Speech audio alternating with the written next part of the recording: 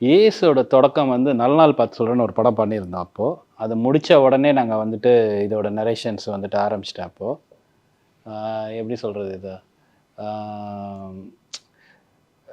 அது ஒரு கதை சொல்லியிருந்தோம். அதுக்கப்புறம் வந்துட்டு இன்னொரு கதை அப்படின்னு நிறைய கதை டிஸ்கஸ் பண்ணி அதுக்கப்புறம் அந்த படம் வந்துட்டு இங்கே அரைவ் ஆச்சு. ஏஸோட தொடக்கம் வேறு யாரும் கிடையாது, அவர் தான் ஏஸோட தொடக்கம்.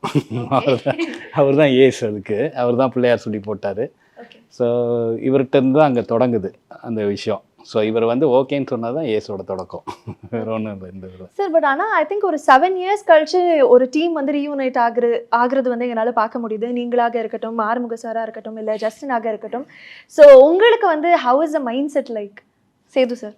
இல்லை, நாங்கள் ஏன்னா இது 7 இயர்ஸ்ன்னு அது எங்களுக்கு சொல்லும் இப்போ தான் தெரியுது. பட் ஆனால் தொடர்ந்து முதல்ல இந்த கதையை பேச ஆரம்பித்து, இந்த கதையை வேறு ஃபார்மில் பேசி, அப்புறம் வேறு இன்னும் 4-5 கதைகள் பேசி, இப்போ வெளியிருந்த ஆளுங்கிட்டலாம் கதையை வாங்கி பேசி, அது போச்சு ஒரு 7-8 கதைக்கு மேலே பேசியிருப்போம் நாங்கள். பேசி கடைசியில் ஓகே இதே ஃபைனலைஸ் பண்ணலான்னு. ஸோ அதனால் டிஸ்கஷன் போயிட்டு இருந்தோம், அதுக்குள்ளே போயிட்டு இருந்தோம் முதல்ல. அப்புறம் நடுவில் எனக்காக நம்ம ப்ரெஸ் மீட்டில் சொன்ன மாதிரி நான் லாபம் படத்தை வந்து எனக்காக எக்ஸிக்யூட் பண்ணி கொடுங்க அப்படின்னு சொல்லி கேட்டேன். ஸோ அதில் ஒரு 1.5 வருஷம் போயிருக்குமா சார்? அதில் ஒரு கோவிட் வேறு இருந்தது, அதை ஒரு 1.5-2 வருஷம் அதில் போயிருக்கோம். ஸோ அதனால் எங்களுக்கு தொடர்பு இருந்தது.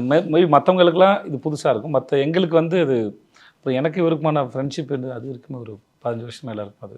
ஸோ அதனால் அப்படி ஒன்றும் தெரியல, எங்களுக்கு தெரியல.